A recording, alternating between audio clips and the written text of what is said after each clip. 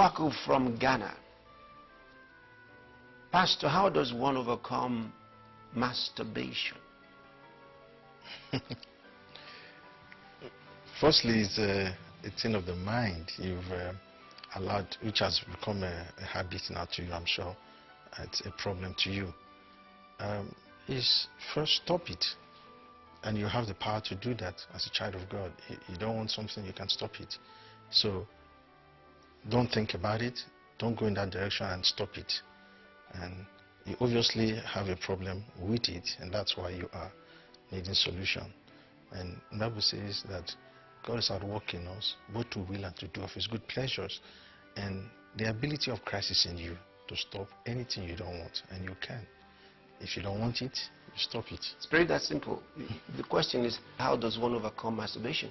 The reason you're thinking about overcoming it is because you think it's become a habit for you. It's the way you stop any habit. See, masturbation is not more of a habit than any other habit. Okay, so once you make up your mind, you want to break a particular habit, you do it, you stop it, you just stop it by getting your mind to think of something else. In fact, the way you destroy a habit is to replace that habit with another habit. That is the habit of not doing it. See, but there's something I would like to bring to your mind that may be of help to you, because the reason you want to stop this is because of what you think it is. If you were in the habit of playing football, you probably wouldn't ask us, how can I stop playing football? Because you think there's something wrong with this. All right? So that is where your problem is coming from. But no matter how wrong it is in your mind, get this straight. In itself, it is not a sin against God.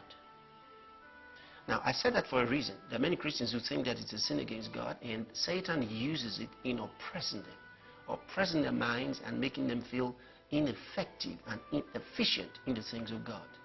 But once you get to understand it's got nothing to do with God, it's all about you and your own body, then Satan loses his power to use it to accuse you. All right? So if you don't like it, stop it. But God's got nothing to do with it. It's your own body. Masturbation is about you and your body.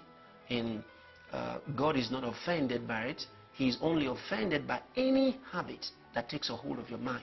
And if this takes a hold of your mind and dominates you, God is offended by the fact that you let yourself become enslaved by any habit whatsoever.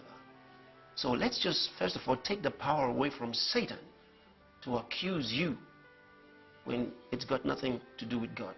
In the whole Bible, it doesn't say anything about masturbation. Now somebody may say, what about lasciviousness? What about uncleanness?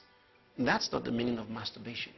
But you can have lasciviousness and uncleanness in masturbation, and as well as in many other things that people do. You see, so they're not isolated to masturbation itself. Uncleanness can be something about your mind. Yes. Okay? The thoughts that you bring into your mind. Uncleanness can be having this kind of sexual relationship with an animal. That's uncleanness. In fact, that is more of what the Bible calls uncleanness than anything else. And then homosexualism is uncleanness. That's what God means by uncleanness. These are all the things it talks about. So just be clear that Satan should have no power or dominion over you as far as this is concerned. It can be a dirty habit. It can be a habit you don't like. But it's got nothing to do with God. God's not thinking about it.